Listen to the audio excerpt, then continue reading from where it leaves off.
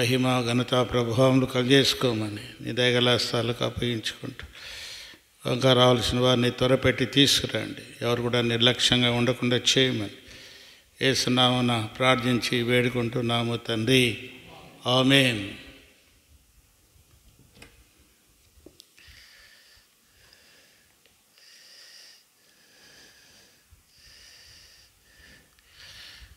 కొత్త పుస్తకాల్లో చేర్చబడిన పాటల్లో మొదటి పాట మహాదేవుడవి ఇవే, సర్వసృష్టికి సర్వదర్శి సర్వజ్ఞాని సర్వవ్యాప్తి నీవే.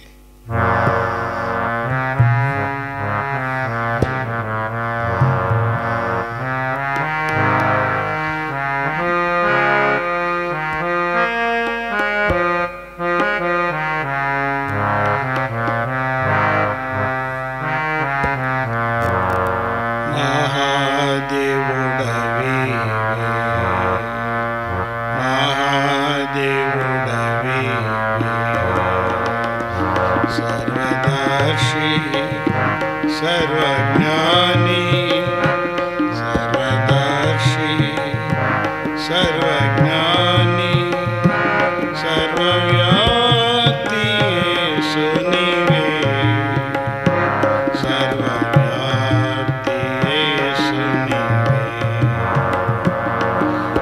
మహాదేవుడవి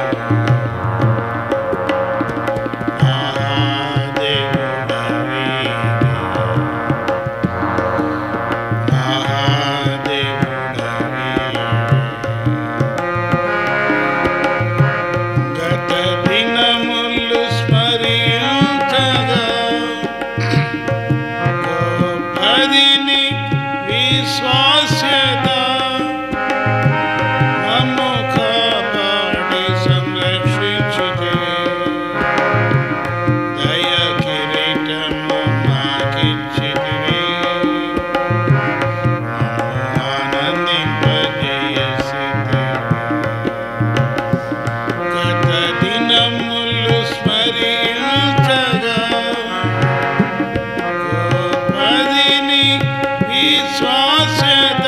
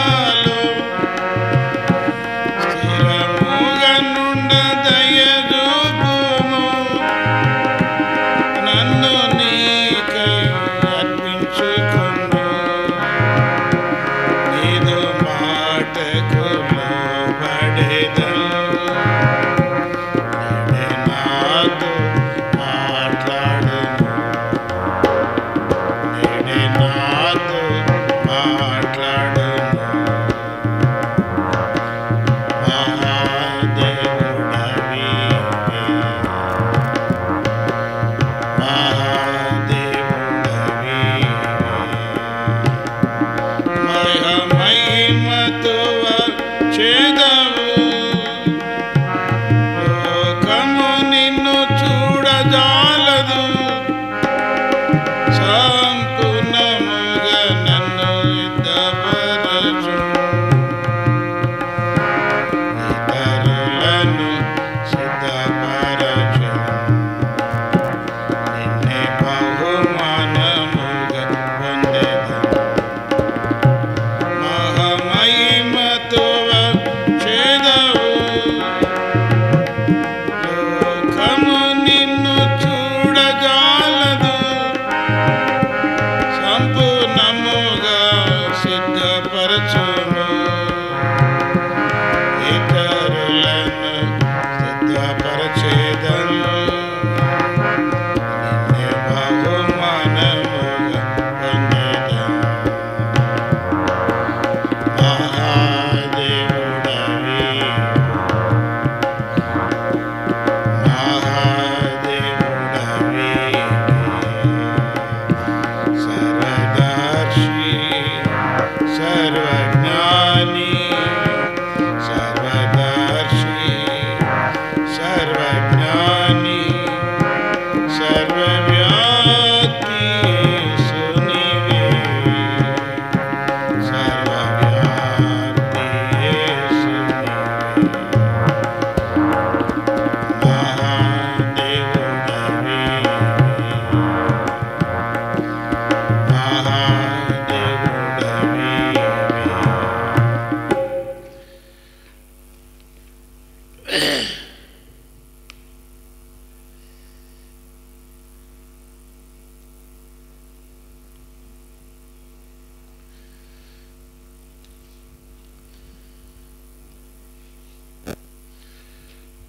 720వ పాట పాడదాం.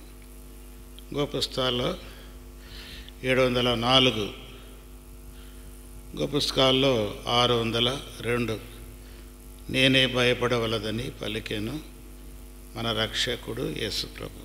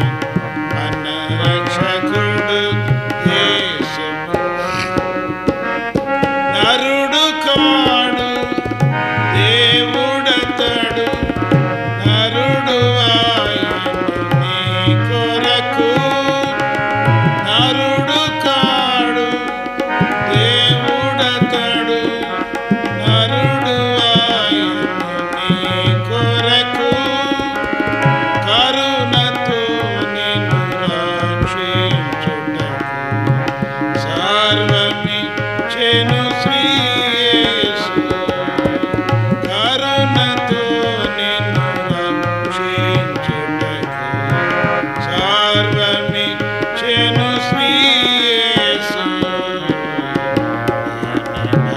భయపడవలదని పలికెను మన రక్షకుడు యేసు ప్రభు భయపడవలదని పలికెను మన రక్షకుడు యేసు మరణించెను ప్రభుని కొరకే తిరిగి లేచెను కాపాడను మరణించెను ప్రభుని కొరకే తిరిగి లేచెను కాపాడను త్వరగా వచ్చును కనిపెట్టును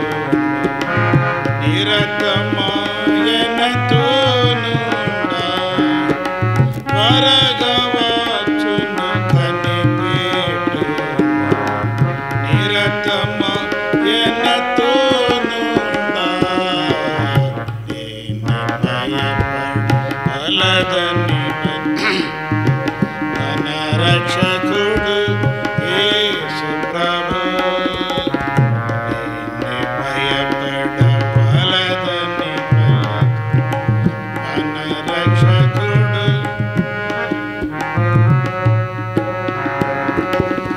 ఎంత బాబీ నైన నెలలో వింతలేదిక నమ్మినచో ఎంత బాబీ నైన నెలలో చింతలేదిక నమ్మినచో చింత రక్షకుడేసు ప్రభు సంత ప్రాణమునర్పించి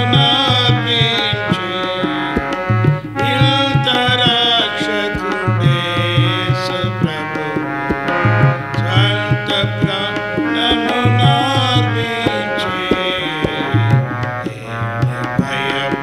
భయపడవలదని పలికెను మన రక్షకుడు యేసు ప్రభు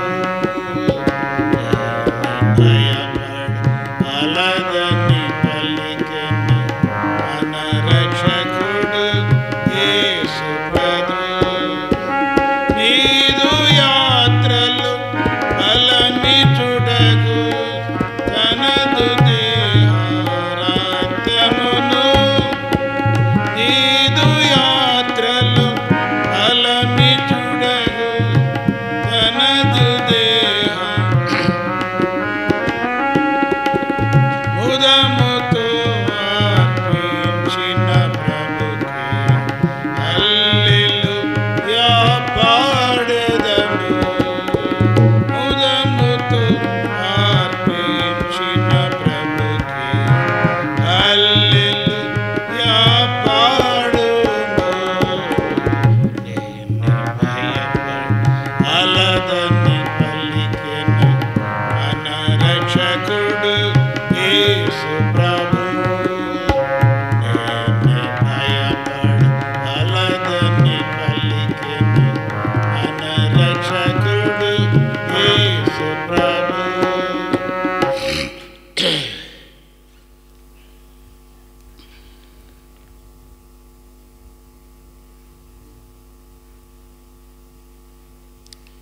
ఆరు వందల 93వ పాట పాడు గోపుస్తకాల్లో 677 వెళ్ళేదం శ్రేష్టాదేశం నిజము ఉండేదం ప్రభుతోనే నిత్యం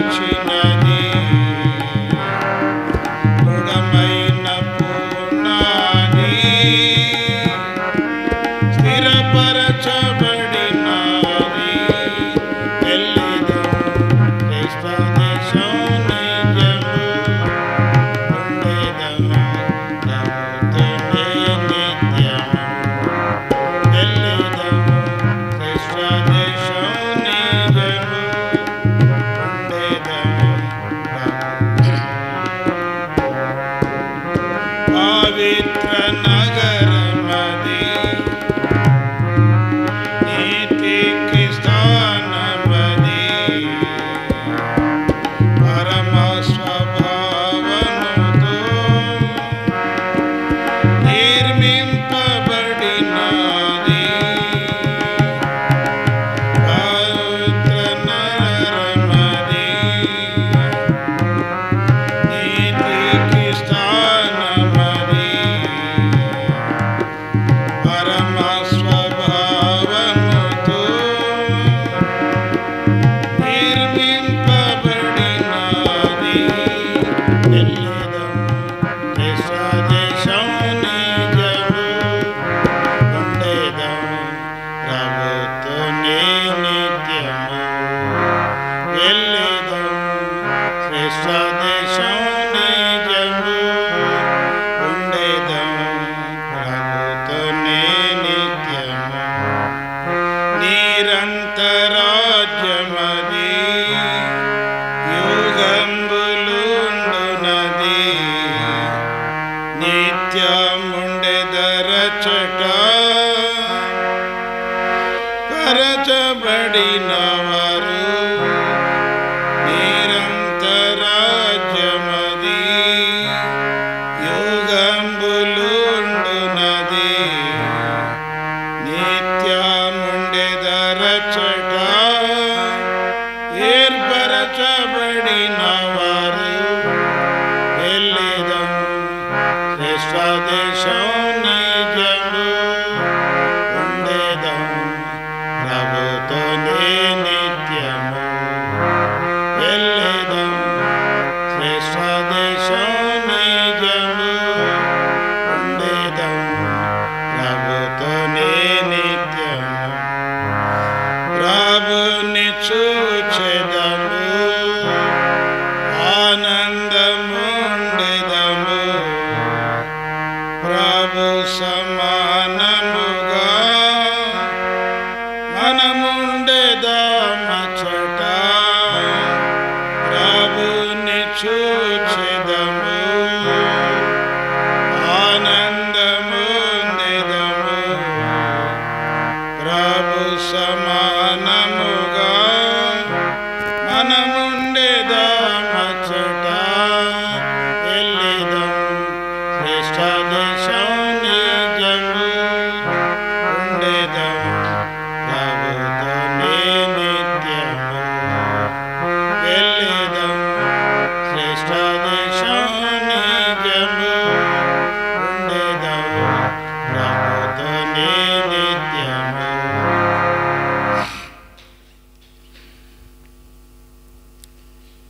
బైబిల్ కోరస్ పాడుకుందాం.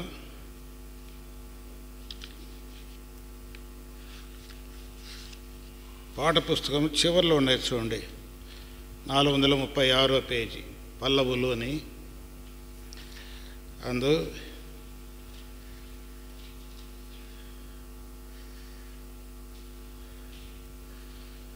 యేసుని వాక్కు నిత్యము నిలుచును, 806 పాట.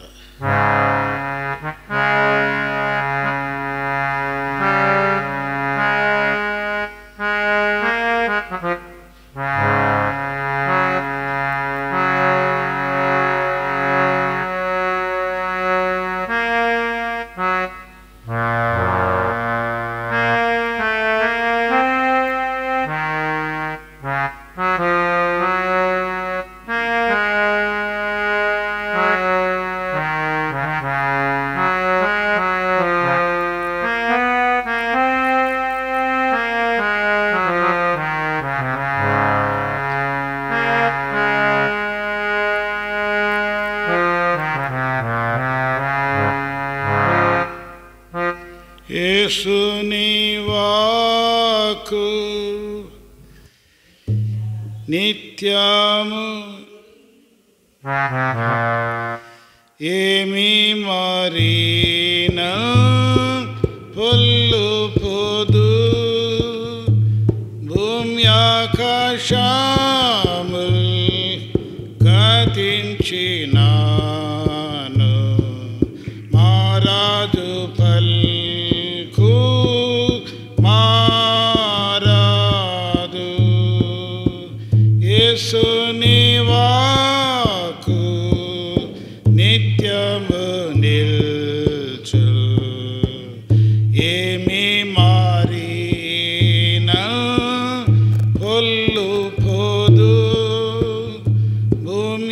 ఆకాశముల్ గతించినాను మారదు పల్కు మారదు. ఇప్పుడు బైబిల్ ఎత్తి పాడదాం.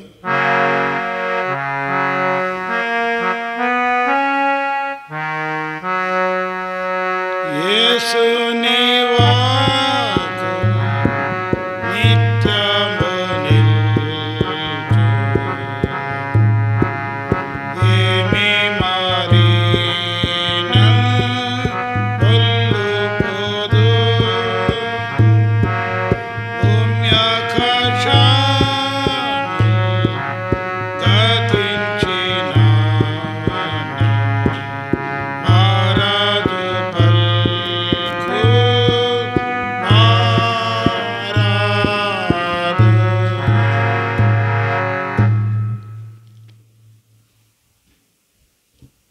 దేవుని వాక్యాన్ని విందాం.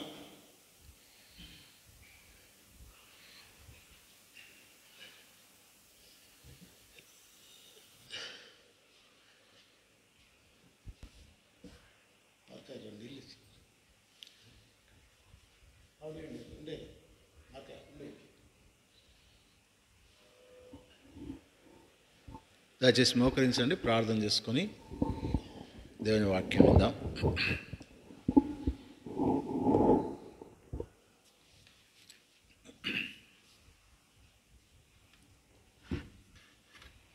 పరిశుద్ధుడైన దేవా, మహాగణుడైన తండ్రి, మీ ప్రియ కుమారుడు, మా సొంత రక్షకుడు యేసుక్రీస్తు ప్రభువారి శ్రేష్టమైన అత్యున్నతమైన నామములో ఈ పాదములకు వందనములు స్తుతులు స్తోత్రం చెల్లించుకొనుచున్నాం. సర్వాంతర్యామివి ప్రభా, సర్వ సృష్టికర్తవు ప్రభా, మీకు వందనం చెల్లించుకొనుచున్నాం. నేనే భయపడవలదని ప్రభా మీరు సెలవిచ్చినటువంటి దేవుడు, శ్రేష్ఠ దేశంలో మాకు ప్రవేశం కొరకై భూలోకంలో మమ్మల్ని సిద్ధపరుస్తూ ఉన్న దేవుడు ప్రభా, మీకు వందనం చెల్లించుకొనుచున్నాం. ఈ వాక్కు మారదు, నిత్యము నిలిచేటటువంటి వాక్కు ప్రభా, వాగ్దానం ఇచ్చి వాగ్దానం నెరవేర్చే దేవుడు, మాట ఇచ్చి మాట నెరవేర్చే దేవుడు, మీకు వందనం చెల్లించుకొనుచున్నాం. ఇంత గొప్ప దేవుడు మా దేవుడుగా ఉన్నారు, మా తండ్రిగా మా ప్రభువుగా మీరున్నందుకై మీకు ఎంత వందనం చెల్లించుకొనుచున్నాం. మీ పిల్లలుగా మమ్మల్ని చేసుకున్నారు ప్రభువా, మీకే వందనాలు. తిరిగి ప్రభువా ఈ యొక్క బైబిల్ స్టడీలో వాక్యజ్ఞానం కొరకై మీ వైపు చూస్తున్నాం. మీ పరలోక సింహాసనం నుంచి మీ లేఖన భాగములు మాకు అనుగ్రహించుము. మామూలు ప్రభా మీరు అక్కడ కొరకై సిద్ధపరచుము తండ్రి. ఏదైతే మేము అవసరం కలిగి ఉన్నామో మా అవసర అక్కర్లు కూడా ప్రభా తీర్చి మా హృదయం తృప్తిపరిచి ప్రభా మీరు అక్కడ కొరకై మమ్మల్ని సిద్ధపరచమని ప్రార్థిస్తున్నాం. చెరి వచ్చిన వారిని బట్టి వందనాలు. ఇంకా రావాల్సిన వారిని, వస్తున్న వారిని ప్రభా, మీ ఏర్పాట్లో ఉన్నవారిని దయతో ప్రభా మీరు తోడుకురమ్మని ప్రార్థిస్తున్నాం. దాసుని నన్ను కూడా జ్ఞాపకం చేసుకోండి. ఐగుని ఆ పాత్రని ప్రభా, వారి జ్ఞానం లేని వాడిని దయతో మీ సురక్తాన్ని ప్రోక్షించి మీ ఆత్మతో నింపండి. మీరు అభిషేకించి మీ నోటికి బుర్రగా వాడుకొని మీరే మహిమ పొందమని ప్రార్థిస్తున్నాం. ఆవరణం అంతా ఆత్మస్వరూపుగా సంచరించండి. ఆవరణం చుట్టూ మీకు అగ్ని ప్రాకారం ఉంచమని మనం తగ్గించుకుంటూ కనబడినట్టు అంధకాశక్తులంటే యేసుక్రీస్తు ప్రభునామాలు బంధిస్తూ ఈ నామాన్ని హెచ్చిస్తూ యేసు ప్రభునామంలో స్తుతించి ప్రార్థించి వేడుకొనుచున్నాం తండ్రి, ఆమేన్.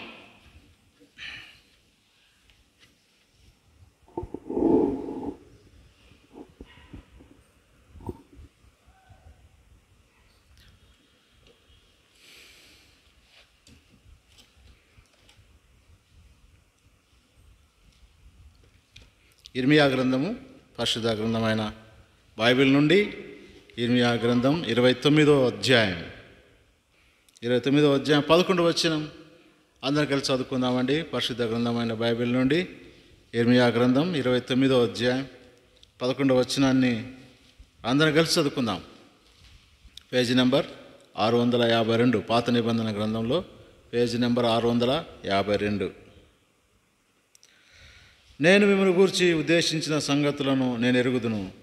రాబో కాలమందు మీకు నిరీక్షణ కలిగినట్లుగా అవి సమాధానకరమైన ఉద్దేశంలో కానీ హానికరమైనవి కావు. ఇదే యెహోవా వాక్. దయగల దేవుడు లేఖన భాగాన్ని దీవించి మన ఆత్మీయ క్షేమం కొరకై ఏదైతే తాను ఉద్దేశించాడో ఆ యొక్క ఉద్దేశములన్నిటినీ మనకు బయలుపరచునుగాక. ఇక్కడ మనం చదువుకున్నాం, దేవుడు అంటున్నాడు, నేను మిమ్మల్ని గూర్చి ఉద్దేశించిన సంగతులను నేను ఎరుగుదును, రాబో కాలమందు మీకు నిరీక్షణ కలిగినట్లుగా అవి సమాధానకరమైన ఉద్దేశంలే కానీ హానికరమైనవి కావు.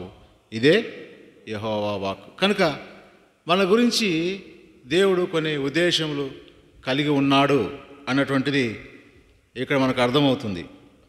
ఒకవేళ ప్రస్తుతానికి అవి కొంచెం ఇబ్బందికరంగా ఉన్నప్పటికీ అవి భవిష్యత్తులో మీకు సమాధానం కలగడానికే, మీకు క్షేమం కలగడానికే మీ కొరకై నేను ఉద్దేశించినటువంటి సంగతులు అని ప్రభువు ఇక్కడ సెలవిస్తూ ఉన్నాడు. ఇది నాలో బైబిల్ స్టడీగా మనం ఇశ్రాయేలు ప్రజల కానాను యాత్రను గురించి చదువుకుంటున్నాం. అక్కడి నుంచి వాళ్ళు ఎక్కడికి వచ్చారు చూడండి. నిర్గమాకాండం 14వ అధ్యాయం.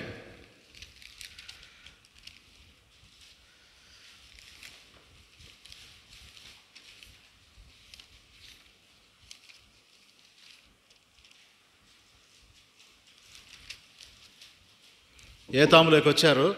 ఏతాములో నుండి బయలుదేరి తిరిగి వెనక్కు వచ్చారు. ఇక్కడ రాయబడింది 14వ అధ్యాయం 25 వచనాల వరకు చదువుకుందామండి.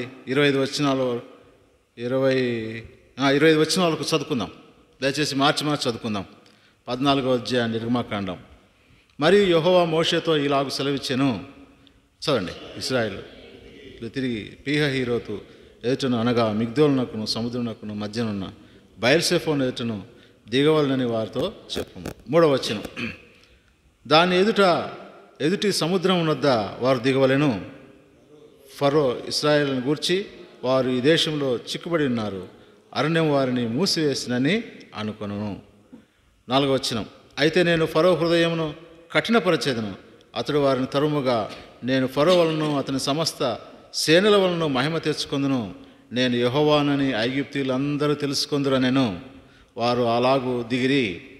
ప్రజలు పారిపోయినట్టు ఐగుప్తు రాజునకు తెలుపబడినప్పుడు ఫరో హృదయము అతని సేవకుల హృదయమును ప్రజలకు విరోధముగా తిప్పుబడి, మనం ఎందుకు ఇలాగూ చేసితిమి, మన సేవలో ఉండకుండా ఇశ్రాయేలును ఎందుకు పోనిచ్చితమని చెప్పుకొండ్రి.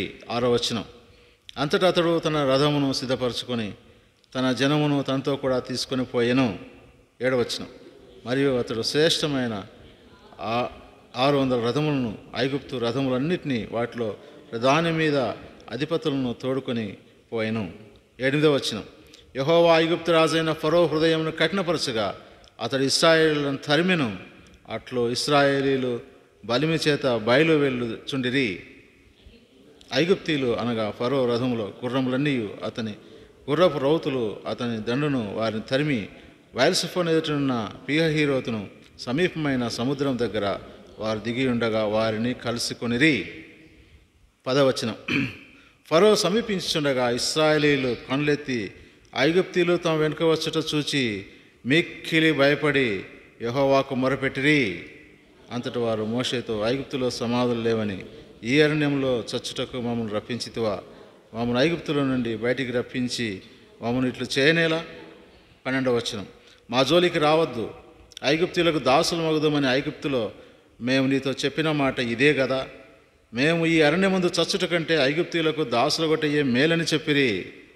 అందుకు మోషే, భయపడకుడి, యెహోవా మీకు నేడు కలుగజేయి రక్షణను మీరు ఊరకు నిలుచుండి చూడండి. మీరు నేను చూచిన ఐగుప్తీయులను ఇక మీదట మరి ఎన్నడూ చూడరు. 14వ వచనం. యెహోవా మీ పక్షంలో యుద్ధము చేయను, మీరు ఊరకే ఉండవాలని ప్రజలతో చెప్పెను. అంతటా యెహోవా మోషేతో, నీవేళ నాకు మొరపెట్టుచున్నావు, సాగిపోడి అని ఇశ్రాయేలుతో చెప్పుము. 16వ వచనం. నీవు నీ కర్రను ఎత్తి ఆ సముద్రం వైపు నీ చేయి చాపి దాన్ని పాయలుగా చేయము. అప్పుడు ఇశ్రాయేలీలు సముద్రం మధ్యను 6 నెలల మీద నడిచిపోదురు.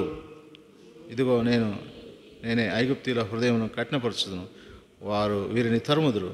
నేను ఫరో వలన అతని సమస్త సేనల వలన అతని రథముల వలన అతని గుర్రపు రౌతుల వలన నాకు మహిమ తెచ్చుకొందును. 18వ వచనం.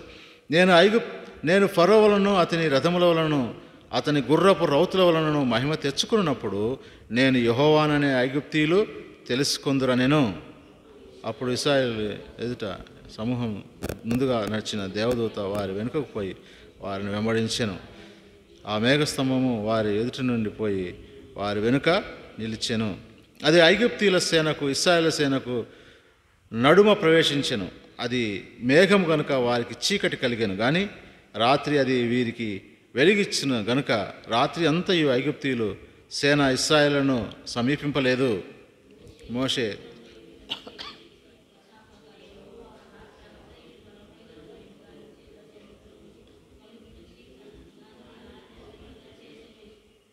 22వ వచనం. నీళ్లు విభజింపబడగా ఇశ్రాయేలీయులు సముద్రం మధ్యను 6 నేల మీద నడిచిపోయేది. ఆ నీళ్లు వారి కుడి ఎడమ ప్రక్కలను వారికి గోడగా నుండెను. ఐగుప్తీయులు ఫరో గుర్రములను రథములను రౌతులను వారిని తరిమి సముద్రం మధ్యన చేరిరి. అయితే వేకువజామున యెహోవా ఆ అగ్ని మేఘమయమైన స్తంభం నుండి ఐగుప్తుల దండు వైపు చూచి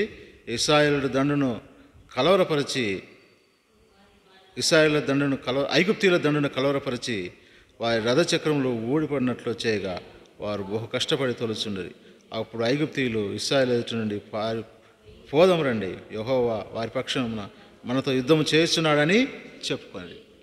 ఇక ఇదంతా మనం చదివినట్లయితే మనకు ఈ లేఖన భాగం అంతా కూడా అర్థమవుతుంది. కనుక ఇక్కడ జరిగినటువంటి విషయం ఇప్పుడు మనకందరికీ అర్థమైంది.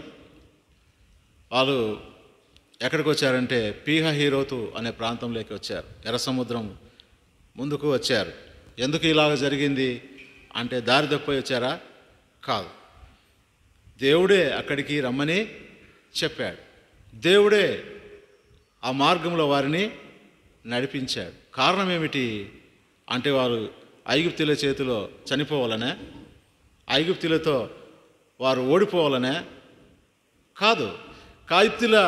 ఐగుప్తీయులు యెహోవా దేవుడని తెలుసుకోవటానికే, ఫరో ఎదుట దేవుడు మహిమపరచబడ్డానికే దేవుడు అలాగనా చేశాడు. కనుక మిమ్మల్ని గురించి ఉద్దేశించిన సంగతులు ఒక్కోసారి మీకు ఇబ్బందికరంగా ఉండొచ్చేమో, కానీ అవి మీ క్షేమం కొరకే దేవుడు ఉద్దేశించాడు అని ఇక్కడ మనకు అర్థమవుతుంది. దీనివలన ఇశ్రాయేలీయులు పొందినటువంటి మేలు ఏంటంటే, మీరు నేడు చూసినటువంటి ఈ ఐగుప్తీయులు ఇక మీదట మీరు ఎప్పటికీ చూడరు. అనగా మీ శత్రువును సమూలంగా నేను నాశనం చేస్తున్నాను. కనుక మీ శత్రువు మీద మీకు విజయము, సంపూర్ణమైనటువంటి విజయము ఇవ్వడానికి దేవుడు అలాగ చేసిన వాడుగా ఉంటున్నాడు. కనుక మనం ఇక్కడ కొన్ని విషయాలు గమనించినట్లయితే ఈ యొక్క వృత్తాంతాన్ని మనం చారిత్రక కోణంలో చూడం. కానీ ఈ ఇశ్రాయేలు ప్రజలు ఐగుప్తు దేశం నుంచి విడిపించబడిన తర్వాత వారు ఎదుర్కొన్నటువంటి ఇబ్బందులేంటి? వారు ఎదుర్కొన్నటువంటి ఇబ్బందులు, దారి పొడుగున కానాను దేశంలోకి ప్రవేశించడానికి కొందరు ప్రవేశించగలిగారు, కొందరు ప్రవేశించలేకపోయారు. దేవుడైతే వాగ్దానం చేశాడు, కానీ కొందరు ప్రవేశించారు, కొందరు ప్రవేశించలేకపోయారు. పోయినసారి చూసాం, వారి యొక్క సందేహపడ్డారు. దేవుని అద్భుత కార్యములు, ఆశ్చర్యకార్యములు చూసి కూడా సందేహపడి భ్రష్ట హృదయం కలిగి పోయారు. కొందరు ఇంకా దేవుని సనిగారు, గొణిగారు, ఇంకా దేవునికి ఇష్టం లేని కార్యములన్నీ చేస్తూ వచ్చారు. కనుక వారు ఆ యొక్క కానాన్లో ప్రవేశించలేకపోయారు. ఎవరైతే భయభక్తులు కలిగి పూర్ణ మనసుతో దేవుని వెతుకుతూ వచ్చారో, ఆయనకు లోబడి ఆయన ఆజ్ఞలను పాటిస్తూ వచ్చారో, వారు మాత్రమే ఆ యొక్క కానాన్లో చేరగలిగారు. నిజంగా అది మనకెంతో మార్గదర్శకంగా ఉంటుంది. ఈ లోకంలో మనం కూడా విడిపించబడ్డాం.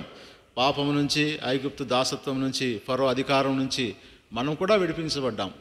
పాపం నుంచి విడిపించబడ్డాం, అపవాది చెర నుంచి విడిపించబడ్డాం. ఈ విశ్వాస యాత్రలో దేవుడైతే మనకు పరమకానాను వాగ్దానం చేశాడు, ఆయన నడిపిస్తున్నాడు. అయితే ఆయన వెంటబోతే ఎక్కడ పోతాం? కానానికి చేరతాం, పరలోకానికి చేరతాం. ఆయన వెంట వెళ్ళక మనం ఇంకొక మార్గంలో వెళ్తే మనం ఎక్కడ పోతాం? ఎక్కడ చేరాలో అక్కడికి చేరతాం. కనుక ఇదంతా మన చేతిలో ఉంది. దేవుడు మనకు ఆ యొక్క స్వాతంత్రం అనుగ్రహించాడు. అయితే మనల్ని నడిపిస్తూ ఉన్నాడు, మన మీద దృష్టి నుంచి మనకు ఆలోచన చెప్తూ ఉన్నాడు, తన మార్గాన్ని మనకు ఉపదేశిస్తున్నాడు. అయితే ఆయన మార్గంలో నడవలసినటువంటి బాధ్యత మనం కలిగి ఉన్నాం. సరే, ఇక్కడ ఈ ప్రజలకు ఒక ఇబ్బంది వచ్చేసింది.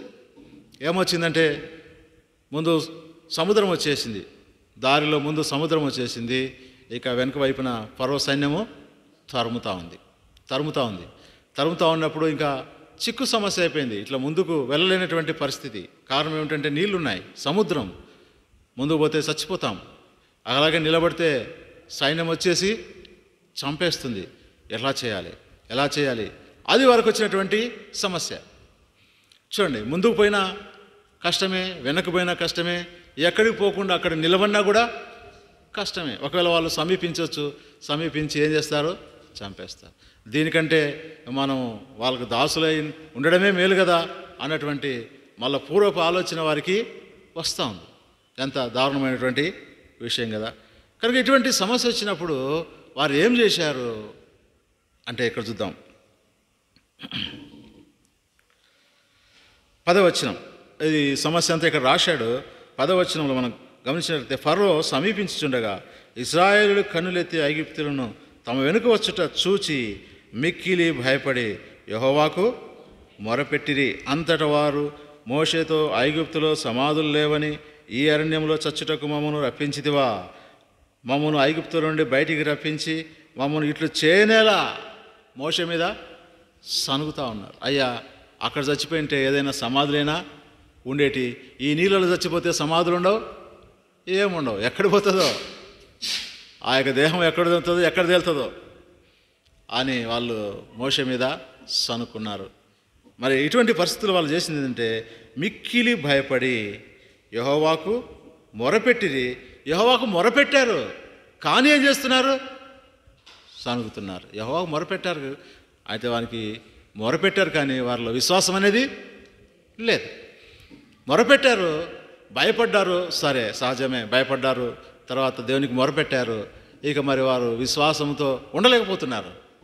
ఇక ఏమవుతుందో అన్నటువంటి భయం వారిలో ఇంకా తగ్గలేదు. మొరపెట్టారు దేవునికి, మంచిదే, అయితే వారిలో విశ్వాసము అనేది లేదు. వారు తిరిగి మోషే మీద సనుగుతున్నారు. ఇక వారు ఇంకా మేము చస్తామేమో అన్నట్టుగా వారు డిసైడ్ అయిపోయారు. చూడండి ఎంత విచిత్రమైనటువంటి విషయం. వాళ్ళు ఎన్నో అద్భుతాలు చూశారు, దేవుడు చేసేటువంటి ఎన్నో అద్భుతాలు చూశారు. ఐగుప్తు నుంచి ఇశ్రాయేలు ప్రజలను విడిపించడానికి దేవుడు ఎన్నో అద్భుతాలు చేశాడు. ఐగుప్తు దేశంలో అంతా 3 రోజులు చిమ్మ చీకటి కమ్మింది. ఎక్కడ మనిషి కనుక్కోలేనటువంటి చీకటి, తడువులాడేటువంటి చీకటి, ఎవరికి కనుక్కోలేకపోయారు. 3 రోజులు అలాగే ఉంది. అయితే ఇశ్రాయేలు పట్టణంలో, ఇశ్రాయేలు నివాసం ఉన్నటువంటి ప్రాంతంలో మంచిగా వెలుగుంది. చూడండి, అక్కడ చీకటి, ఇక్కడ వెలుగు. ఐగుప్తీల ఇంటిలో, ప్రతి ఇంటిలో మొదట పుట్టినటువంటి శిశువు మరణం. అయితే ఇశ్రాయేలు జయోత్సాహంతో వాళ్ళు ఊరేగుతూ ఉన్నారు. అరే, ఎంత అద్భుతం చేశాడు దేవుడు, మా ఇళ్ళ ఎంత ప్రేమ కలిగి ఉన్నాడు, ఎంత దయ కలిగి ఉన్నాడు. మేము మొరపెట్టాం కదా, మేము మొరపెడితే ఆ మొర విని దేవుడే మోషేని ఏర్పాటు చేసుకొని పరలో నుండి భూలోకానికి దిగి వచ్చాడు. ఆ పొదలో మోషే కనపడ్డాడు. నేను దిగి వచ్చాను అన్నాడు. నా ప్రజల కష్టాన్ని చూశాను, నా ప్రజల బాధను చూశాను, వారి దుఃఖాన్ని చూశాను, వారిని రక్షించడానికి నేను దిగి వచ్చాను, మా దేవుడు మా పక్షంలో ఉన్నాడు అన్నటువంటి ధైర్యము వారిలో లేకపోయింది. కనుక భయం అనేది కలుగుతూ ఉంది. సో మనకు కూడా భయం కలుగుతుందా? ఎప్పుడన్నా భయపడలేదా? భయపడతారా? అందరూ భయపడతాం. ఏదైనా సమస్య వచ్చినప్పుడు భయపడతాం. బైబిల్లో కొన్ని సంగతులు చూద్దాం. ఎవరు భయపడ్డారు, ఎందుకు భయపడ్డారు, మరి ఏం జరిగింది అని. మొట్టమొదటిగా ఈ ఆదికాండంలో మనం చూడొచ్చు. ఆదాము భయపడ్డాడు. అంతవరకు ఆయనకు భయం తెలిసి ఉండకపోవచ్చు, ఎందుకంటే దేవునితో సహవాసం కలిగి ఉన్నాడు. అయితే 3వ అధ్యాయం, ఆదికాండం 3వ అధ్యాయంలో 9వ వచనంలో మనం గమనించినట్లయితే, దేవుడైన యెహోవా ఆదామును పిలిచి నీవు ఎక్కడ ఉన్నావనను. అందుకతడు, నేను తోటలో నీ స్వరం వినినప్పుడు దిగంబరిగా ఉంటిని కనుక భయపడి. భయం వచ్చేసింది. ఒకప్పుడు దేవుడు పిలిచేవాడు, ఆదామా అంటేనే పరిగెత్తుకుంటూ వచ్చేవాడు. ఆదామా వాళ్ళు దేవుని దగ్గరికి పరిగెత్తుకుంటూ వచ్చేవారు. ఆ చల్లపూట దేవునితో కలిసి అలాగ ముచ్చటించి మాట్లాడి దేవుడు అలాగ వెళ్ళిపోయేవాడు. వాళ్ళు ఇలాగా వచ్చారు. అంత స్నేహం దేవునితో, అంత స్నేహం. దేవుడు వాళ్ళ దగ్గరికి వచ్చేవాడు, ఆయన పిలిచేవాడు. ఆ తోటలో చల్లగా వారు కూర్చొని మాట్లాడేవారు. అంతగా స్నేహం కలిగినారు దేవునితో. అయితే ఎప్పుడైతే దేవుడు తినవద్దని ఆజ్ఞాపించిన ఆ వృక్ష ఫలాన్ని తిన్నాడో ఆదాము హవ్వలు, అప్పుడు వారి జీవితంలో ఏమొచ్చేసింది? పాపం వచ్చింది. దిగంబరులుగా కనబడుతున్నారు. వారు దేవుని సన్నిధానానికి వెళ్ళడానికి భయపడుతున్నారు. భయం అనేది వచ్చింది. నిజంగా మన జీవితంలో పాపం వచ్చినప్పుడు, దేవుని ఆజ్ఞను మనం అతిక్రమిస్తున్నప్పుడు, దేవుని సన్నిధికి ధైర్యంగా మనము వెళ్ళలేం. ఒక్కోసారి మన మనసాక్షి మనతో మాట్లాడుతూ ఉంటుంది. కొన్నిసార్లు మనము దేవుని పరిశుద్ధాత్మను దుఃఖపరిచి మనము పాపము చేస్తామా? దేవుడు వారిస్తున్నా వినకుండా, దేవుడు మాట్లాడుతున్నా వినకుండా, కొన్నిసార్లు శరీరాన్ని ముందు తీసుకొచ్చి మనము పాపం చేసేవారుగా ఉంటాం. అయితే ఆ తర్వాత పశ్చాత్తాపడతాం. అప్పుడు దేవుని సన్నిధికి వెళ్ళడానికి కొంత ఏమవుతుంది? భయం అవుతుంది. అలాగా భయం అవుతుంది. అయితే దేవుడు అంటాడు, ఏమంటాడు? దేవుని యొద్ద ఏముంది? క్షమాపణ ఉంది. క్షమించుటకు సిద్ధమైన మనసు కలిగినటువంటి వాడు. ఆ దినాన ఆదామవ్వలు కూడా దేవుడు క్షమించి వారికి ఒక జంతువును వధించి చర్మపు చొక్కాయలను చేసి వారికి తొడిగించి వారి దిగంబరత్వాన్ని కప్పాడు. కనుక నిన్నను కూడా దేవుడు క్షమించడానికి ఆయన సిద్ధ మనసు కలిగినటువంటి దేవుడు. ఒకవేళ ఆయనకు వ్యతిరేకంగా తెలిసి తెలియక పాపం చేస్తే అయితే ఆయన చెంతకు వెళ్ళడానికి కొన్నిసార్లు భయపడచ్చు. కొన్నిసార్లు ముఖం ఎక్కలేదు అంటారు కదా, కొన్నిసార్లు ముఖం ఎక్కలేదు.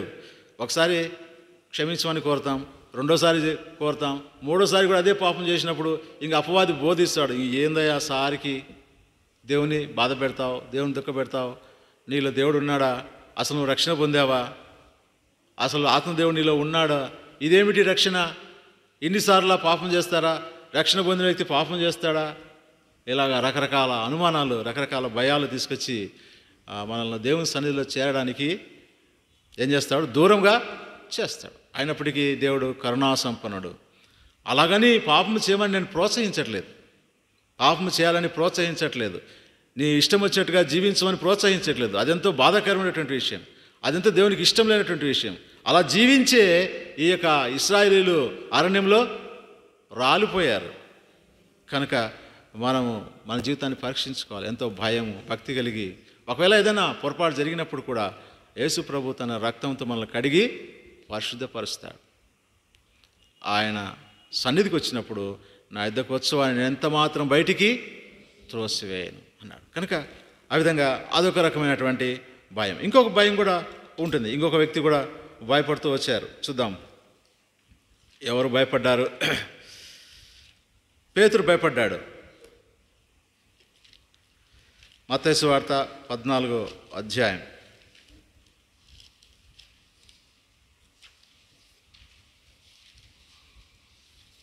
30వ వచనం చదవండి. మత్తయి సువార్త 14వ అధ్యాయం 30వ వచనం. గాలిని చూచి భయపడి మునిగిపోసాగి, ప్రభువా నన్ను రక్షించమని కేకలు వేసెను. వెంటనే యేసు చేయి చాపి అతను పట్టుకొని, అల్పవిశ్వాసి ఎందుకు సందేహపడితేవని అతనితో చెప్పాను. మనం పాట కూడా పాడుకున్నాం. ఎన్ని పాటలు పాడినాం జ్ఞాపకం ఉందా?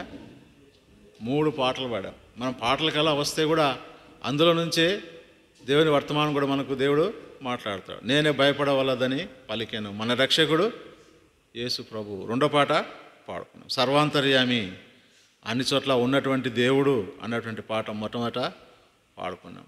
వెళ్ళేదాం శ్రేష్ఠ దేశం నిజం అని మనం ఇంకో పాట కూడా ఇవన్నీ కూడా నిరీక్షణతో కూడినటువంటి పాటలు. కనుక ఆ పాటల్లో కూడా మనం ఆనందించవచ్చు, పాటల్లో కూడా మనం వర్తమానాన్ని పొందొచ్చు. ఎంతో ఆత్మీయమైన పాటలు అవి, భక్తులు రాసినటువంటి పాటలు, అందులో వాక్యం ఉంది. కనుక ఇక్కడ పేతురు భక్తుడు భయపడుతున్నాడు, యేసు ప్రభుతో కూడా ఉన్నటువంటి వాడే. అయితే ఇక్కడ ఏం జరిగింది? యేసు ప్రభు నీళ్ళ మీద నడుస్తూ వస్తున్నాడు, శిష్యులు దోణిలో వెళ్తున్నారు. యేసు ప్రభు శిష్యులను ముందే పంపించాడు, దోణిలో పంపించి ఆయన ఒంటరిగా వస్తున్నాడు. దోణి మధ్య భాగంలోకి వచ్చింది, సముద్రం మధ్య భాగంలోకి వచ్చింది. అప్పుడు ఏమొచ్చింది? గాలి. యేసు ప్రభు ఆ విధంగా నీళ్ళ మీద నడుచుకుంటూ వస్తున్నాడు. అప్పుడు పేతురు చూశాడు. పేతురు చూసి ఫస్ట్ వీళ్ళందరూ చూశారు, శిష్యులందరూ చూసి భయపడ్డారు. భయపడి భూతం అనుకొని కేకలేశారు. అయితే ప్రభు అన్నాడు, నేనే, భయపడొద్దు అన్నాడు. అప్పుడు పేతురు, ప్రభు నీవే అయితే నేను కూడా నీళ్ళ మీద నడుస్తా అన్నాడు. నడువు పేతురు అన్నాడు. ప్రభు సెలవిచ్చాడు. పేతురు నడిచాడు, కొందరం నడిచాడు, ప్రభు వైపు చూస్తూ నడిచాడు. అయితే ఇట్లా పక్కన చూశాడు, పక్కనే ఉందంటే సముద్రంలో గాలింది. తుఫాన్ ఉంది, అలలు ఉన్నాయి. వాటన్నిటి చూసి అలలు చూసి ఏమనుకున్నాడు? భయపడిపోయాడు. ఎప్పుడైతే భయపడ్డాడో మునిగిపోతున్నాడు. అప్పుడు ప్రభువా రక్షించు అన్నాడు. అప్పుడు ప్రభు చేయబట్టుకుని పైకి లేవు. అల్ప విశ్వాసి, ఎందుకు సందేహపడ్డావు అంటే ఇప్పుడు ఈయన భయపడడానికి కారణం ఏమిటి అంటే అతనికి ఉన్నటువంటి అల్ప విశ్వాసం. ఇంకా ఆ వైపు చూడడమే. దేవుని వైపు చూసినంత వరకు ఆయన నీళ్ళ మీద నడుస్తూ వచ్చాడు. చాలా గొప్ప విషయం కదా, నీళ్ళ మీద నడవడం అంటే సామాన్యమైన విషయమా? నడుస్తూ వచ్చాడు. ప్రభు ఆజ్ఞాపించాడు, నడుస్తూ వచ్చాడు. విశ్వాసంతో అడిగేశాడు, బాగుంది, ఇంకొక అడిగేశాడు, నడుస్తున్నాడు. అయితే ఉన్నట్టుండి ఏం చూశాడు? గాలిని చూశాడు, అలలను చూశాడు. అప్పుడు హృదయంలో ఏమొచ్చింది? కలవరం వచ్చింది, భయం వచ్చింది. అమ్మ మునిగిపోతానేమో అని ఎప్పుడు అనుకున్నాడో అప్పుడు మునిగిపోసాగాడు. కనుక మన జీవితంలో కూడా కొన్నిసార్లు ప్రభు వైపు చూడక మనం ఎవరి వైపు చూస్తాం? అలలు చూస్తాం, గాలి చూస్తాం, తుఫాను చూస్తాం. ఇవన్నీ చూసినప్పుడు ఏమైపోతాం? భయపడతాం. ఎప్పుడైతే భయపడతామో అప్పుడు మన విశ్వాసం ఏమైంది? తగ్గిపోయింది. అప్పుడు మునిగిపోయేదానికి సిద్ధమవుతాం. అయితే తిరిగి దేవుడు ప్రేమ గలవాడు, ప్రభువా రక్షించు అన్నప్పుడు మళ్ళీ ఏం చేశాడు? చేయబట్టుకొని పైకి లేవనెత్తి నడిపించుకుంటూ వచ్చి దోణిలో కూర్చున్నాడు. ఎంత గొప్ప విషయం. కనుక బయట కలవరం ఉంది, లోకంలో కలవరం ఉంది, లోకంలో తుఫాన్ ఉంది, లోకంలో గాలి ఉంది.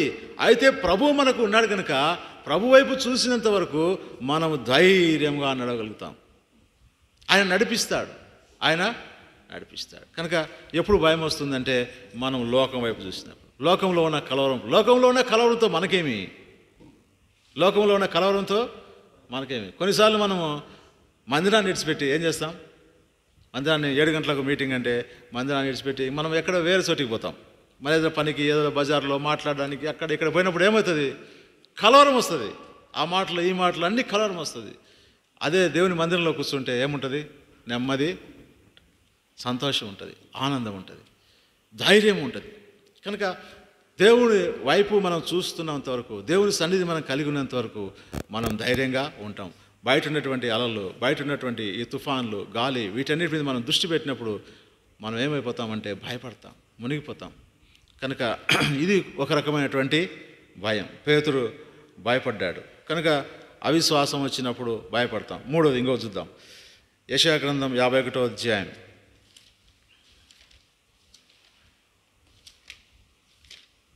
7వ వచనం చదువుదామండి. యెషయా గ్రంథం 51వ అధ్యాయం 7వ వచనం.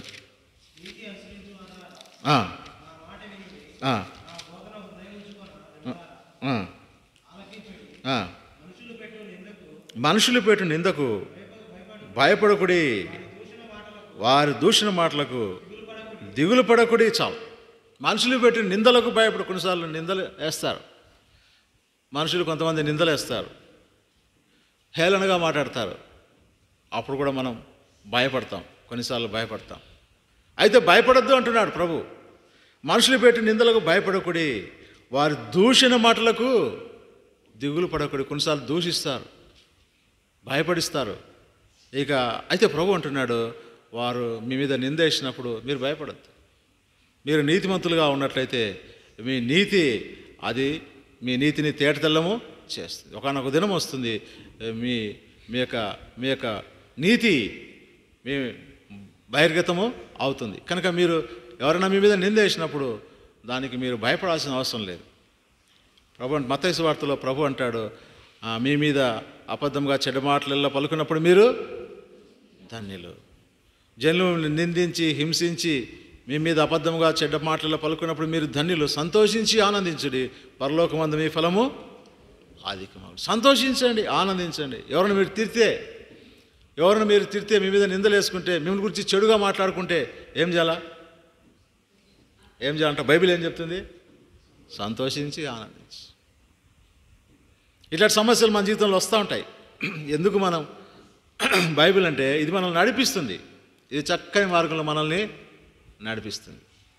కనుక అన్ని జనులు లేదా ఇతరులు, కొంతమంది విశ్వాసులే వేయచ్చు, నిందలు వేసినప్పుడు మనం భయపడద్దు. అప్పుడు మనం ఏం చేయాలా అటువంటి సందర్భంలో అంటే దేవుడు ఏం చెప్తాడంటే మీరు సంతోషించి ఆనందించండి. కారణం ఏమిటంటే మీ యొక్క ఫలము పరలోకములో అధికమవుతుంది మీరు సహిస్తే. లేదంటే మీరు మళ్ళా పోయి వారిని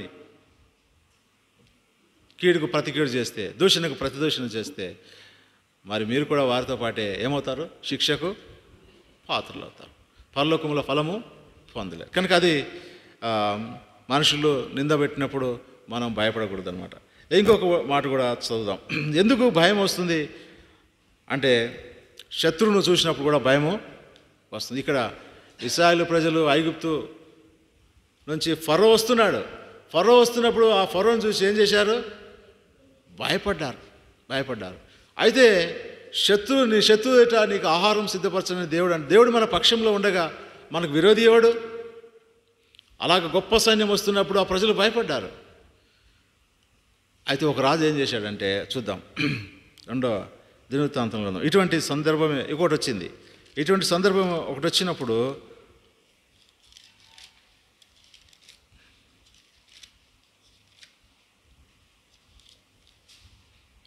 2వ దినవృత్తాంతం గ్రంథం 14వ అధ్యాయం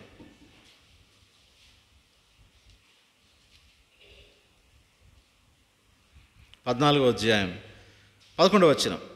ఆసా తన దేవుడైన యెహోవాకు మొరపెట్టి, యెహోవా, విస్తారమైన సైన్యం చేతిలో ఓడిపోకుండా బలం లేని వారికి సహాయం చేయుటకు నీకన్నా ఎవరు లేరు. మా దేవా యెహోవా, మాకు సహాయం చేయము, నిన్నే నమ్ముకొని ఉన్నాము. నీ నామమును బట్టి ఈ సైన్యమును ఎదిరించుటకు బయలుదేరి ఉన్నాము. యెహోవా, నీవే మా దేవుడవు, నరమాత్రులను నీపైని జయముందనీయకమని ప్రార్థింపగా, యెహోవా ఆ కూషీలను ఆసా ఎదుటను యూదా వారి ఎదుటను నిలవనీయక వారిని మొత్తినందున వారు పారిపోయి. భయపడద్దు. గొప్ప సైన్యం వస్తుంది ప్రభా, బలం లేని వారిని, బలహీనులను మమ్మల్ని కాపాడేది నీవే. కనుక శత్రువు మన మీద దండెత్తి వచ్చినప్పుడు మనం చేయాల్సింది ఏంటంటే ప్రార్థన. ఏం చేయాలి? ప్రార్థన. శత్రువు దండెత్తి వచ్చినప్పుడు అయ్యా ఏం చేయాలని ఊరుకుంటే కూడా నా మీదకి వస్తున్నారే, ఇది నాకేమవుతుందో? ఏమీ కాదు. నీ పక్షంలో ఉన్నవాడు లోకంలో ఉన్నవానికంటే బలవంతుడు, నేను లోకమును జయించి ఉన్నాను అని సెలవిచ్చినటువంటి దేవుడు. కనుక మనం ధైర్యంగా ఉండాలి, విశ్వాసం కలిగి ఉండాలి. మనం చేయాల్సింది ఏంటంటే ప్రార్థన చేసేటప్పుడు దేవుడు మన పక్షంలో పోరాడతాడు. మీరు ఊరక నిలిచి ఉండడే, నేడు యెహోవా కలగజేయ రక్షణ మీరు కనులారా చూస్తారు. మీ పక్షాన యుద్ధం చేయవాడు యెహోవాయే, మీరు కాదు యుద్ధం చేసేది, మీ పక్షంలో దేవుడే యుద్ధం చేస్తాడు. అయితే మీరు చూస్తూ ఉండండి, మీరు ప్రార్థన చేయండి. కనుక ఇట్లా శత్రువు మన మీదకి వచ్చినప్పుడు భయం కలుగుతుంది. ఇటువంటి పరిస్థితిలో మనం చేయాల్సింది అంటే దేవుని సన్నిధిలో ధైర్యంతో, విశ్వాసంతో మనం ప్రార్థన చేసినప్పుడు దేవుడు మన పక్షంగా పోరాడి మనకు విజయం ఇచ్చేవాడుగా ఉంటాడు. ఇంకా దేవుడు చాలాసార్లు భయపడద్దు అని చాలా పర్యాయములు బైబిల్ గ్రంథంలో రాయబడింది. చూద్దాం, ఎందుకు భయపడద్దు అంటే దేవుడు కొన్ని బైబిల్ గ్రంథంలో కొన్ని కారణాలు రాయబడుతూ వచ్చాయి. చూద్దాం. మొట్టమొదటిగా ఎందుకు భయపడద్దు అంటే యెషయా గ్రంథం 43వ అధ్యాయం 5వ వచనం. ఎలాగ మనం భయపడకుండా ఉండగలుగుతాం?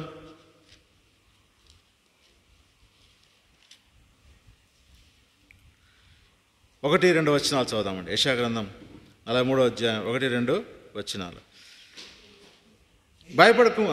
అయితే యాకోబు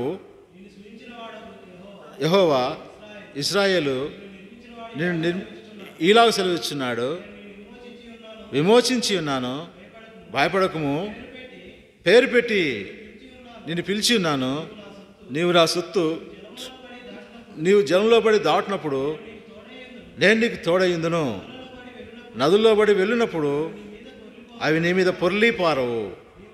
నీవు అగ్ని మధ్య నడుచున్నప్పుడు కాలిపోవు, జ్వాలలు నిన్ను కాల్చవు. కనుక చాలు. ఎందుకు భయపడొద్దు అంటే నేను నీకు తోడుగా ఉన్నాను అంటాడు ప్రభు. అది మనకు జ్ఞాపకం పెట్టుకోవాలి. నా ప్రభు నాకు తోడుగా ఉన్నాడు కనుక నేను భయపడాల్సిన అవసరము లేదు. మరి ప్రభువు తోడుగా ఉంటే మన జీవితంలో కష్టాలు వస్తాయా? ప్రభు మనతో ఉన్నాడు, మనకు కష్టాలు వస్తాయా? వస్తాయి. కష్టాలు వస్తాయి.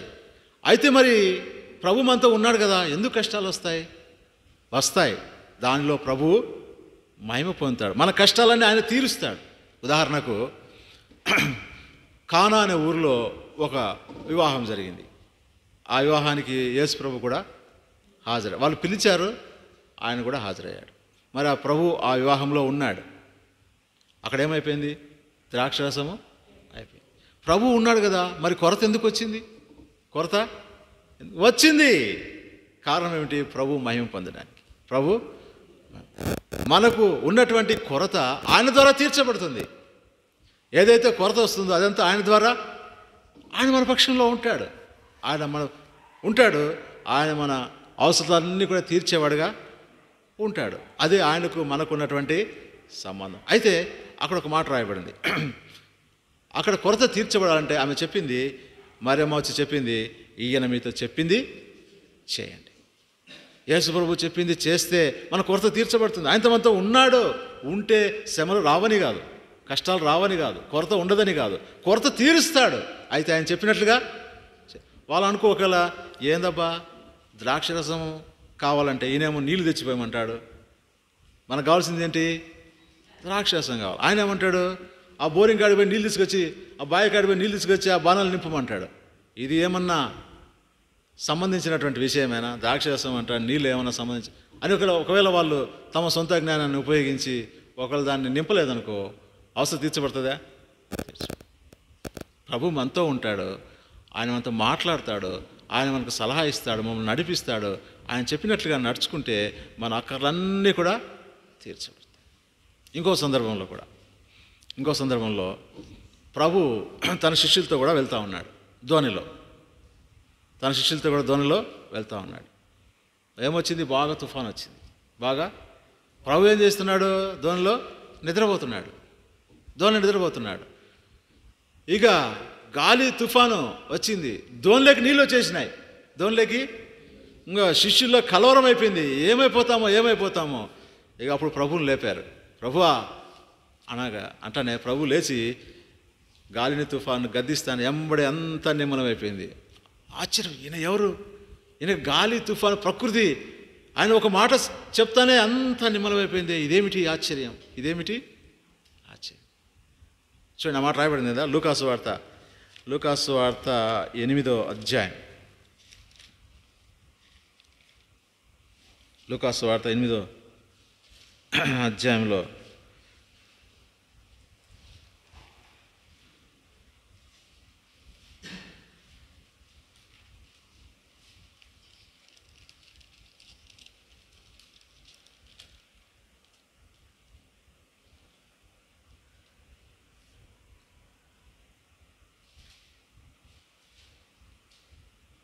ఎక్కడుందండి? ధోనిలోకి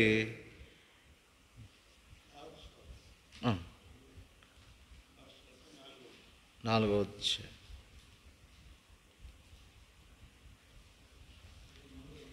చదవనా?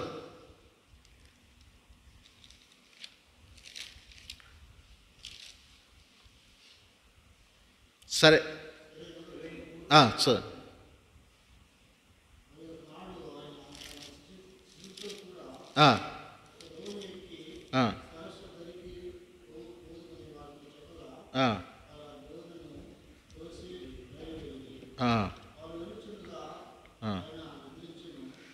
అదే మార్క్స్ వార్త 8వ అధ్యాయం 22వ వచనం నుంచి. మార్క్స్ వార్త 8వ అధ్యాయం 22వ వచనం నుంచి. మరి ఒకనాడు ఆయన తన శిష్యులతో కూడా ఒక దోణి ఎక్కి సరస్సు అద్దరికి పోదామని వార్త చెప్పగా వారు ఆ దోణిని త్రోసి బయలుదేరి వారు వెలుచుండగా ఆయన నిద్రించెను. అంతలో గాలివాన సరస్సు మీదికి వచ్చి దోణి నీళ్లతో నిండినందున వారు అపాయకరమైన స్థితిలో ఉండిరి. గనుక ఆయన ఎదురుకు వచ్చి ప్రభువా నశించిపోతున్నామని చెప్పి ఆయన లేపిరి.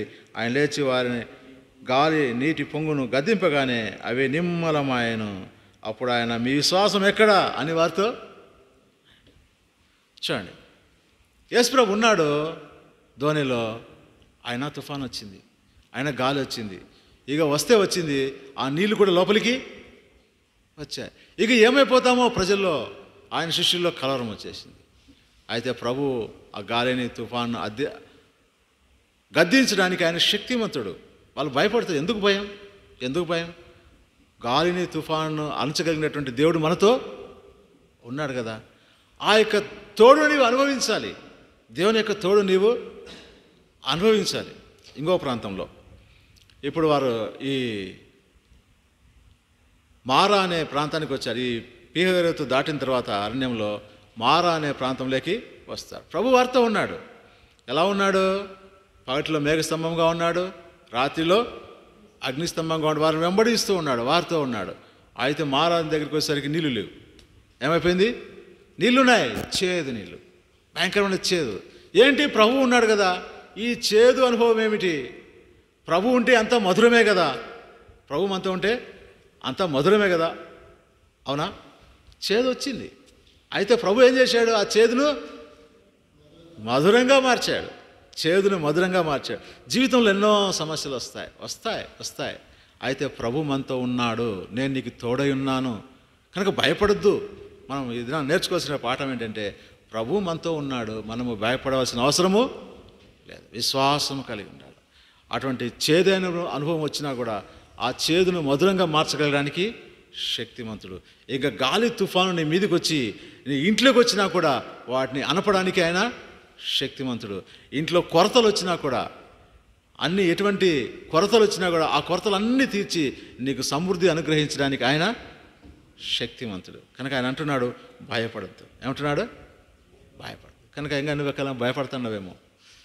మనం భయపడుతూ ఉంటాం. అయితే దేవుని మాట ఏంటంటే, భయపడద్దు. నేను మిమ్మల్ని గురించి ఉద్దేశించిన సంగతులు నేను ఎరుగుదును. అవి మీకు సమాధానకరమైనవే, అవి క్షేమకరమైనవే, కానీ హానికరమైన ఎంత మాత్రము ఏది మిమ్మల్ని ఏమి చేయలేదు. ప్రభు మనతో ఉన్నాడు కనుక.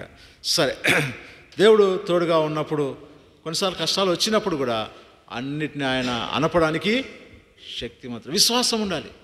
చూడండి, షడ్రకు మేషకు అబేద్నెగోలు మనం చూసినట్లయితే వాళ్ళు ఏం చేశారు? మండుచున్న వేడిమి గల ఈ అగ్నిగుండంలో నుంచి మమ్మల్ని రక్షించడానికి మా దేవుడు సమర్థుడు. ఆయన రక్షించకపోయినా సరే మేము ఈ ప్రతిమకు మొక్కం. ఎందుకు వచ్చింది అంత విశ్వాసం? కనుక ప్రభు వారితో ఉన్నాడు అన్నటువంటి విశ్వాసం వాళ్ళ హృదయంలో ఉంది. కనుక వాళ్ళు విశ్వాసం కలిగి ఉన్నారు కనుక దేవుడే ఆ యొక్క అగ్నిగుండంలోనికి వచ్చారు. కనుక అటువంటి విశ్వాసాన్ని మనం కూడా కలిగి ఉండాలి. అందుకే ప్రభు అంటాడు, భయపడొద్దు అని అంటాడు. ఇంకొక మాట కూడా చూద్దాం. హగ్గయి గ్రంథం 2వ అధ్యాయం 5వ వచనం.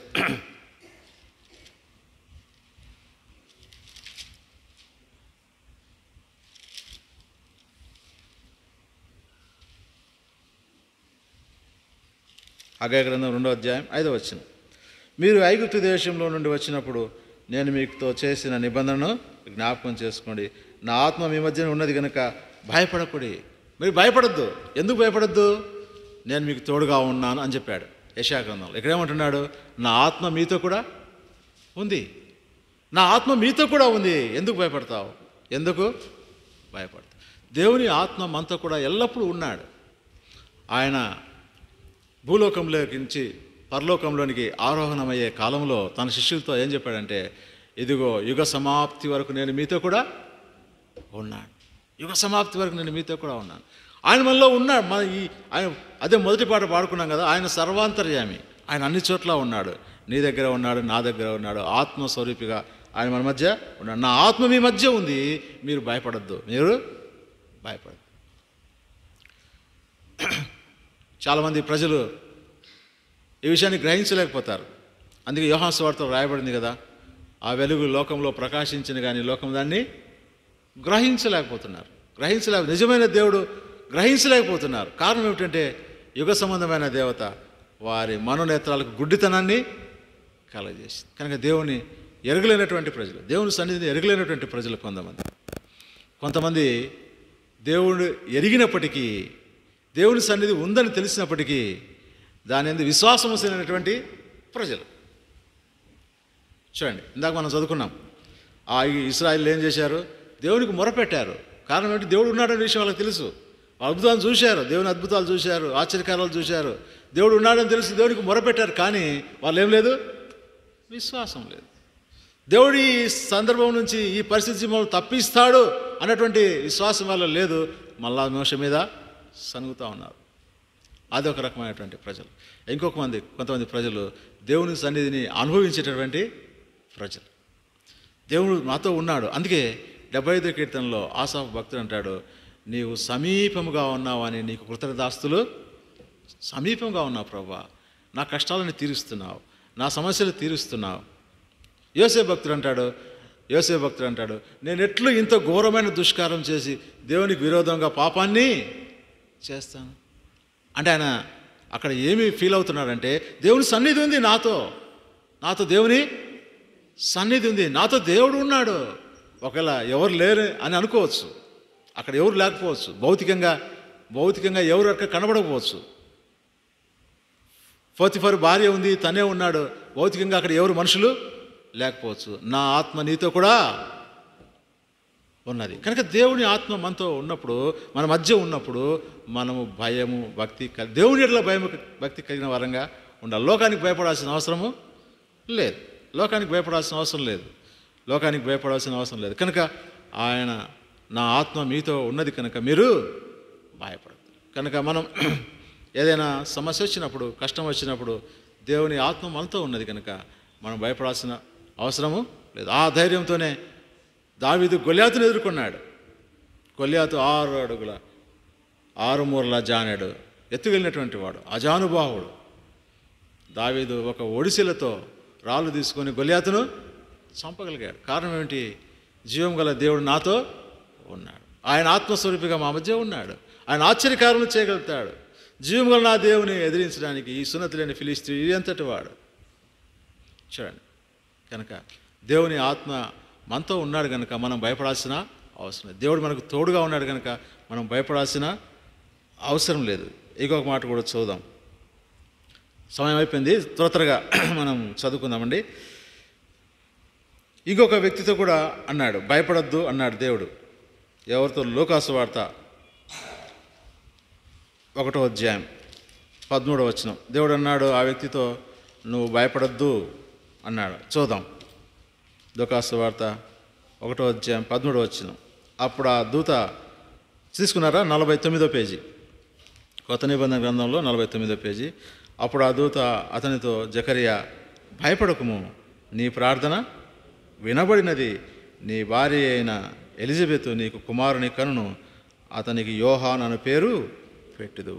నీ ప్రార్థన వినబడింది, భయపడద్దు. ఇంకా చాలా కాలం నుంచి ప్రార్థన చేస్తున్నా. అప్పుడు అన్నాడు, ఇదంతా మనం చదివితే మనకు సమయం లేదు, కానీ అరే నేను వృద్ధాప్యంలోకి వచ్చానే, నా భార్య కూడా వృద్ధాప్యంలోకి వచ్చింది, ఇప్పుడు నాకు కొడుకు పుడతాడా? అయితే దేవుని దూత అంటుంది, భయపడొద్దు, నీ ప్రార్థన. ఎప్పటి నుంచి ప్రార్థన చేస్తున్నాడు ఆయన? అప్పుడు ప్రార్థన చేసినాడా? ప్రార్థన చేస్తూ ఉన్నాడు. నీ ప్రార్థన వినబడింది అని ఇప్పుడు దేవదూత వచ్చి చెప్తుంది. భయపడద్దు. కనుక చాలాసార్లు మనం భయపడతాం, ఇంకా నా ప్రార్థనకు జవాబు రాలేదే, దేవుడు నా ప్రార్థన వింటున్నాడా లేదా అని అనుకుంటాం. అయితే దేవుడు అంటాడు, నీ ప్రార్థన వినబడింది. ఇక్కడ అదే దూత ఏమంటుందంటే 19వ వచనం, అదే అధ్యాయం 19వ వచనం. దూత, నేను దేవుని సముఖమును అందు నిలుచు గబ్రియేలును నీతో మాట్లాడటకు ఈ వర్తమానం నీకు తెలుపుటకు పంపబడితిని, మరియు నా మాటలు వాటి కాలమందు, ఏ కాలంలో నీకు ఇవ్వాలో ఆ కాలంలో దేవుడు నీకు ఇస్తాడు. దేవుడు మహిమ పొందడానికి. ఒకవేళ నా ప్రార్థనకు జవాబు రాలేదే అని అనుకోవచ్చు, కానీ దేవుడు నీకు శ్రేష్టమైనదే ఇస్తాడు. ఏమిస్తాడు? శ్రేష్టమైంది నీకోసం సిద్ధపడి, ఏ కాలంలో ఇవ్వాలో ఆ కాలంలో, ఏ సమయంలో నీకు ఇవ్వాలో ఆ సమయంలో నీకు ఇస్తాడు. అంతవరకు నువ్వు ప్రార్థన చేయాలి, విసుగకుండా నిత్యము ప్రార్థన చేస్తున్నావు. నువ్వు భయపడొద్దు, నీ ప్రార్థన వినపడు. ఈ సమయంలో ఒకవేళ దేవుడు మనతో మాట్లాడేటువంటి మాట, ఆదరణకరమైనటువంటి మాట, నీవు భయపడొద్దు, నీ ప్రార్థన వినబడింది. కనుక ఆ విషయంలో కూడా ధైర్యంగా ఉండాలని ప్రభు మనతో సెలవిస్తున్నాడు. నీ ప్రార్థన వినబడింది కనుక నువ్వు భయపడొద్దు. దేవుని ఆత్మ మీ మధ్యలో ఉంది కనుక మీరు భయపడొద్దు. దేవుడి నీకు తోడుగా ఉన్నాడు కనుక మీరు భయపడొద్దు. ఇంకా 43:1 యెషయా గ్రంథంలో మనం చూసినాం, నీవు నా సొత్తు, పేరు పెట్టి నిన్ను పిలిచినాను, నీవు నా సొత్తు అంటాడు. కనుక మీరు భయపడొద్దు. కనుక ఈ విషయాలు అని మనం గమనిస్తున్నప్పుడు ఆయన మనతో ఉండేవాడు.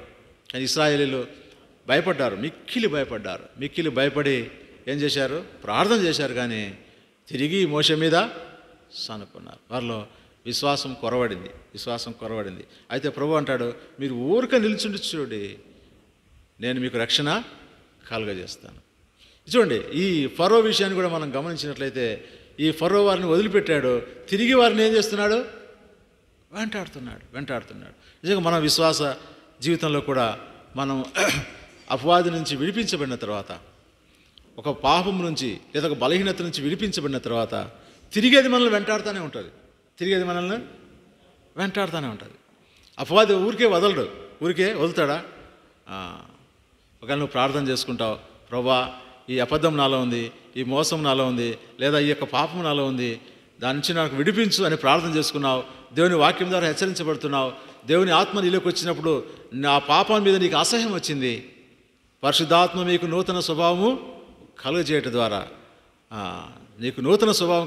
ద్వారా నువ్వు రక్షణ పొందావు, నీకు నూతన స్వభావం వచ్చింది. అయితే అపవాది ఏం చేస్తూ ఉంటాడు? వెంటాడుతూ ఉంటాడు, సమయం కోసం చూస్తూ ఉంటాడు. కనుక చాలా జాగ్రత్తగా ఈ విశ్వాస యాత్ర మనము సాగించుకోవాలి. దేవుని వాక్యంతో మనం నింపుకోవాలి. దేవుని వాక్యంతో మనం నింపుకోకపోతే మత్తయి సువార్తలో రాయబడింది కదా, ఒక దయ్యము ఒక వ్యక్తిని వదిలిపోయిన తర్వాత అది తిరుగుతూ ఉంటుందంట.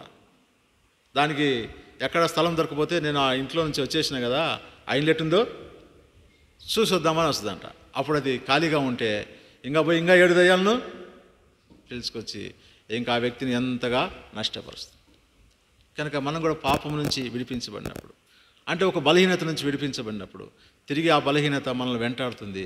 మనం తిరిగి దానికి అవకాశం ఇస్తే ఇంకా 4 బలహీనతలు తీసుకొచ్చి మనం కృంగిపోయేదానికి, జారిపోయేదానికి అవకాశం అనేది ఏర్పడుతుంది. కనుక మనం దేవుడు మనతో మాట్లాడుతూ వచ్చినప్పుడు, దేవుడు మనం సంధిస్తున్నప్పుడు మనము వాటిని ఒప్పుకొని విడిచిపెట్టే వారంగా, అంతేకాదు దేవుని వాక్యం ద్వారా దినదినము నింపబడుతున్నప్పుడు వేరే తలంపులకు, వేరే ఆలోచనలకు, ఈ బలహీనతలో ప్రవేశించడానికి మనకు అవకాశము ఉండదు. మనం ఖాళీగా పెట్టుకున్నప్పుడు లేదా లోక సంబంధమైన అంశాల మీద మనం మనసు పెడుతున్నప్పుడు అవి మనలోకి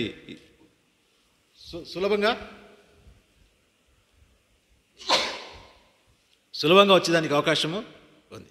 కనుక వాటి మీద మన మనసు అవసరం లేదు. మనం దైవ సంబంధమైన కార్యాల మీద, దేవుని మీద మనసు ఉంచినప్పుడు, మనము ఆయనతో ఉన్నప్పుడు, ఆయన ఆత్మ మనలో ఉన్నాడు, ఆయన మనకు తోడుగా ఉన్నాడు, ఆయన మన గురించి చింతించే దేవుడు, ఆయన మన ప్రార్థన ఆలకించి జవాబిచ్చే దేవుడు. కనుక మనకు భయం అనేది అవసరము లేదు. కనుక ఈ విధంగా మనం విశ్వాస యాత్రలో ముందుకు సాగిపోదాం గాక. దయగల దేవుడి లేఖన భాగాన్ని దీవించును గాక.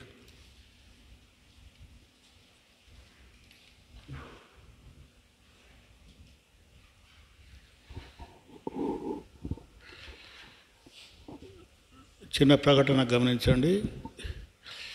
మనకు శుక్రవారము సీతారాంపురంలో మరి ఒక వివాహం ఉంది.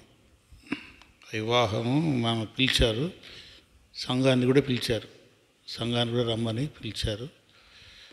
వాళ్ళే పర్సనల్గా వచ్చి ఇచ్చిపోయారు వెడ్డింగ్ కార్డు. మరి కారు పోతుంది, ఎవరైనా వచ్చే వాళ్ళు ఉంటే సిస్టర్స్కు 2 అవకాశం ఉంది. ఎవరైనా మరి వస్తారా? పొద్దున్నే 8 గంటలకు బయలుదేరుతుంది. భోజనం చేసుకొని పెళ్లి చూసుకొని రావడమే. ఇప్పుడు వస్తేటుంటే నాకు ఏం సంగతి చెప్పండి. సారక్క మీది కూడా రావచ్చు. రాహిల్ అంటే ఆడ వాళ్ళ దాంట్లో వస్తుందిలే కదా, బేతేస్తా వాళ్ళ వ్యాన్లో వస్తుందేమో. మీరిద్దరు రావచ్చు, సేవకురాలు మీరిద్దరు. డ్యూటీ ఉందా? సరే. ఏమైనా వస్తువులు ఉంటే చేతులు ఎత్తండి. వస్తువులు ఉంటే మీరు వస్తుంటే మీకు కారులో కూర్చొని రావచ్చు. ఏం డబ్బు గీయాల్సిన అవసరం లేదు. వస్తారా?